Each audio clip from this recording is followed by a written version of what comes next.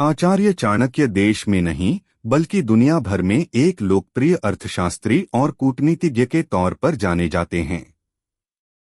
इनकी नीतियों का संग्रह चाणक्य नीति लोगों के बीच काफी प्रसिद्ध है और इसमें दी गई नीतियों का पालन कर कई लोगों ने दुनिया में एक बड़ा मुकाम हासिल किया है।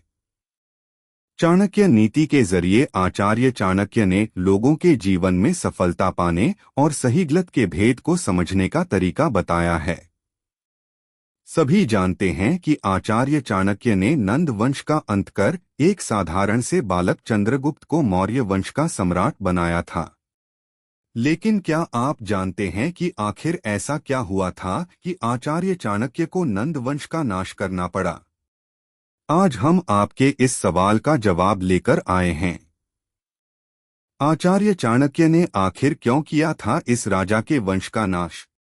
आचार्य चाणक्य ने अपनी कूटनीतियों के दम पर एक साधारण के बालक चंद्रगुप्त को सम्राट बना दिया, साथ ही एक राजा के पूरे वंश का ही नाश कर दिया।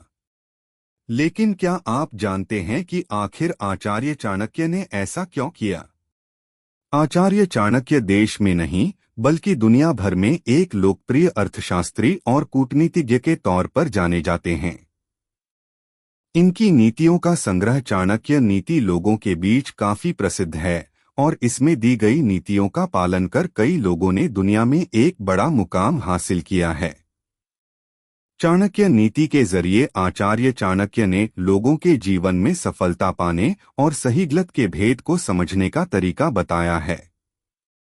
सभी जानते हैं कि आचार्य चाणक्य ने नंद वंश का अंत कर एक साधारण से बालक चंद्रगुप्त को मौर्य वंश का सम्राट बनाया था। लेकिन क्या आप जानते हैं कि आखिर ऐसा क्या हुआ था कि आचार्य चाणक्य को नंद वंश का नाश करना पड़ा? आज हम आपके इस सवाल का जवाब लेकर आए हैं। जानिए आचार्य चाणक्य की कहानी।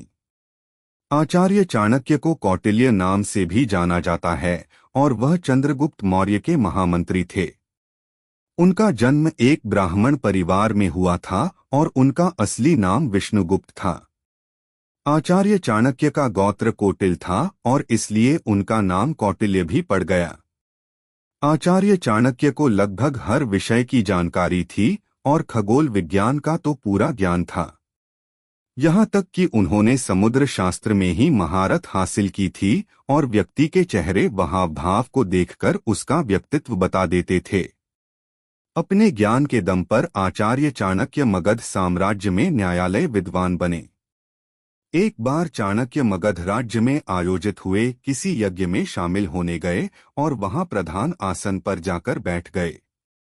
नंद वंश के राजा धनानंद ने आसन पर बैठे चाणक्य की वेशभूषा देखकर उसका अपमान किया और आसन से उठने का आदेश दिया।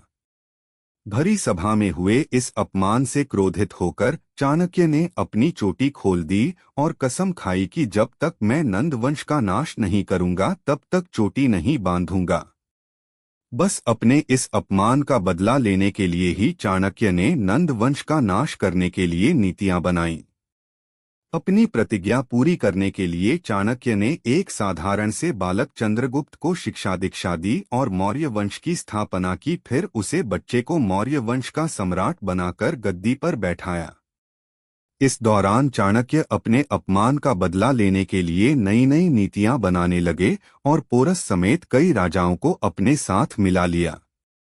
कई देश के राजाओं को साथ मिलाकर चाणक्य ने नंद वंश के राजा घनानंद पर आक्रमण कर दिया, जीत हासिल की। आचार्य चाणक्य का मानना है कि यदि आप अपने दुश्मन को हराना चाहते हैं तो कभी भी उसकी बात पर गुस्सा न हो, बल्कि मुस्कुरा वहां से निकल जाएं और फिर ठंडे दिमाग के साथ रणनीति तैयार करें। वीडियो पसंद आया है तो लाइक करें, शेयर करें और सब्सक्राइब करना ना भूलें।